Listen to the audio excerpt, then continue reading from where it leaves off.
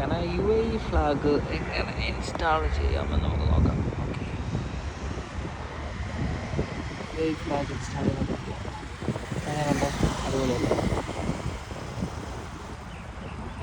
ഇത് കണ്ടോ, നമ്മൾ ക്രെഡിലുണ്ട്, ക്രെഡിൽ ഉപയോഗിച്ച് നമ്മൾ ചെയ്തുകൊണ്ട് ഗ്ലാസിൻ്റെ ജോയിൻറ്റിലാണ് നമ്മൾ കറക്റ്റായിട്ട് 2.5 ഇഞ്ചിൻ്റെ ഫൈബർ സ്ക്രൂ ഒക്കെ ഇട്ട് നമ്മൾ ക്ലാമ്പ് ചെയ്ത് പോകും.